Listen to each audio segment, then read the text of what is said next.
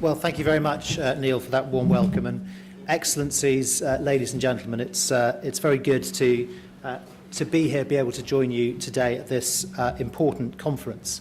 And I'm not surprised to see so many of you drawn here, given the importance of the subject and the importance and interest of the various topics on the agenda.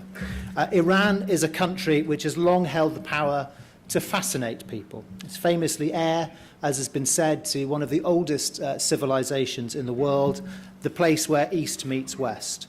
And it has a rich cultural legacy which endures always. And now it's Iran's re-emergence onto the world's economic stage that has got people so excited, myself included, and including all of you.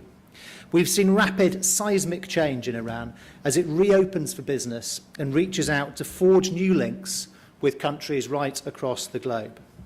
As many have said, it represents the biggest re-entry of a country into the global economy that we have ever seen. And events and discussions like the one today are a real symbol of just how much the rest of the world wants to answer Iran's increasing openness with a new spirit of collaboration and of partnership. Look at the UK. Over the last couple of years, we've seen some historic milestones in our relationship with the Islamic Republic. Towards the end of 2014, our Prime Minister David Cameron met with President Rouhani in New York in what was the first such meeting since the revolution 35 years earlier. July last year saw one of the diplomatic turning points as a historic deal was reached on Iranian nuclear activity.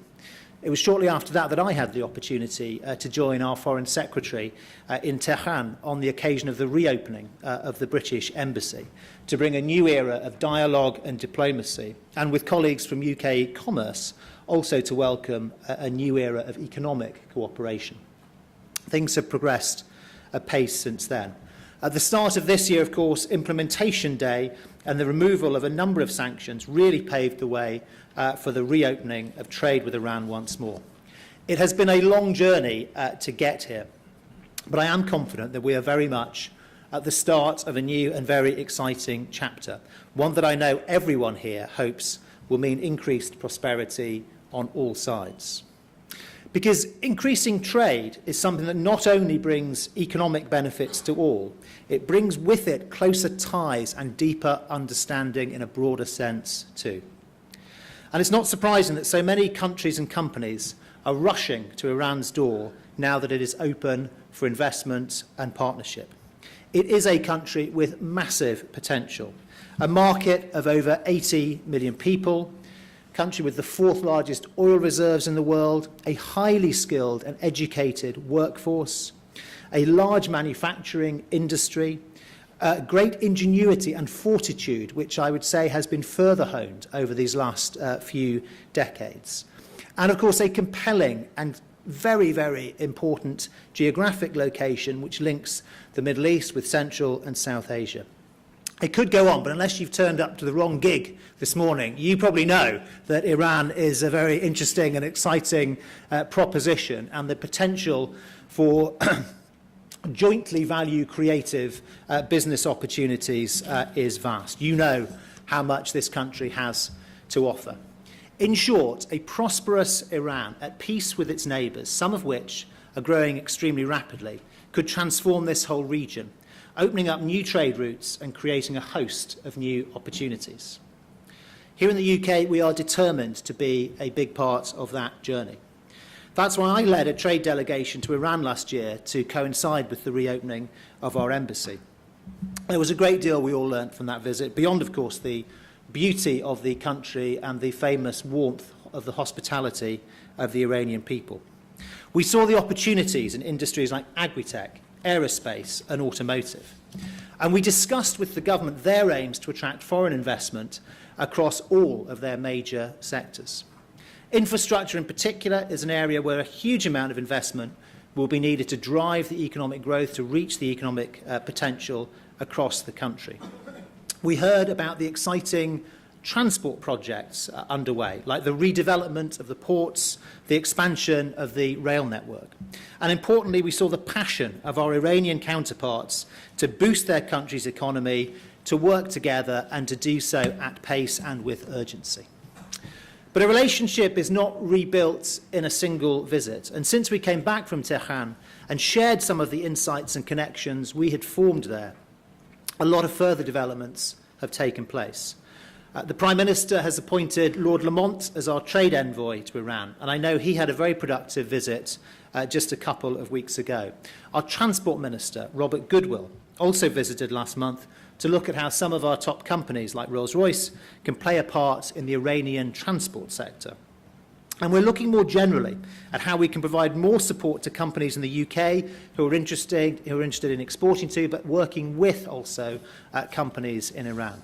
In fact, UKTI, UK Trade and Investment, has already set up shop in country, supported by a new team here in London.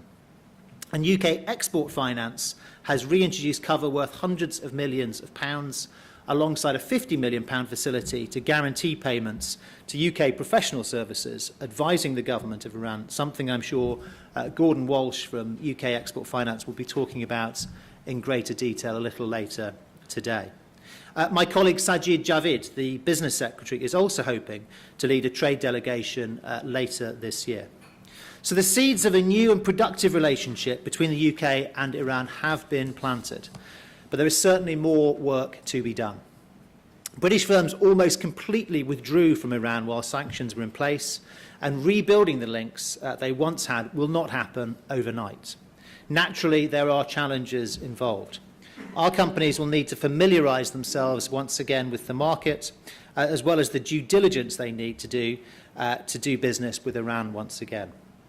They will need to consider if they are dealing with a designated person or entity, whether a certain trade product or material is restricted, and how and to whom payments can be made.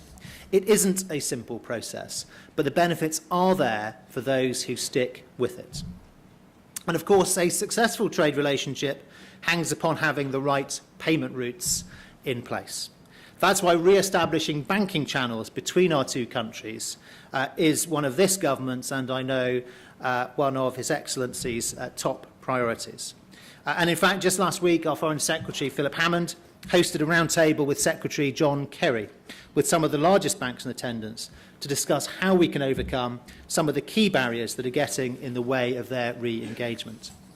Further, in the 4 months since some sanctions were lifted, we've already seen some progress, as some banks have started to offer their services to existing customers. Now I understand there is still concern over what is permitted under remaining US sanctions. Banks and companies are right, of course, to care about whether they are meeting their obligations under remaining sanctions. Indeed, we expect them to do so. But this should not stand in the way of legitimate business. And the US has been at pains to state they have no objection to foreign banks engaging with Iranian banks where this does comply with the remaining non-nuclear sanctions. We welcome the attention the US has given to this issue.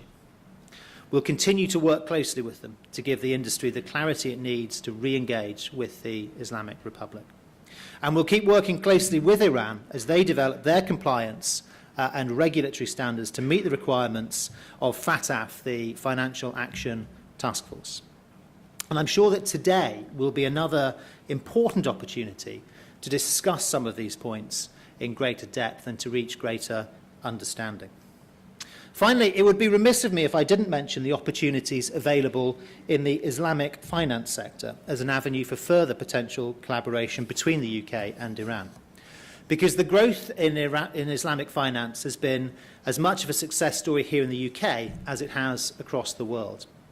It's now a sector thought to be worth around $2 trillion in total assets, with impressive growth forecasts as well.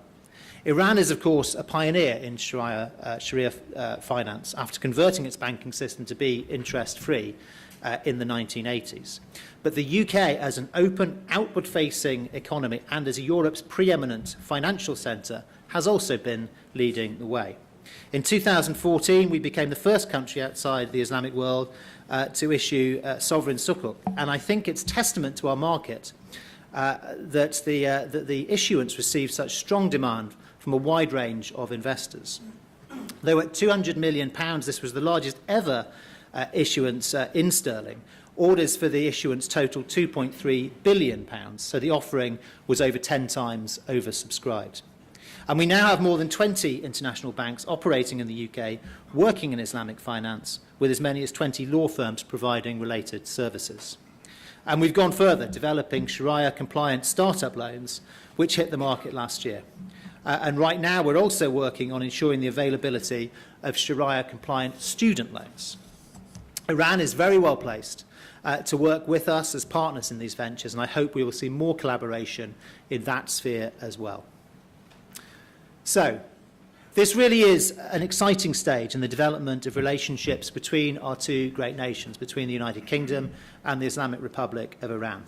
We are creating close links with our counterparts in the Iranian government, and indeed I'm delighted that we are joined today by His Excellency Dr. Saif, the Governor, who I met in Tehran and again had the opportunity to discuss some of these important matters with a little earlier this morning, along with his colleague Dr. Azizi, one of the Governor's most senior advisors.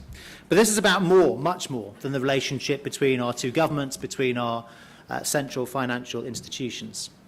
I'm a great believer in the role of industry in bringing countries together, and that is what today is all about. Because by working together, by sharing expertise, by opening up trade and investment, our businesses will help create the ties that help us grow and prosper together. So I wish you all a very successful and productive day, and I hope it will represent yet another important step along the road towards this new era of cooperation and value creation. Thank you very much.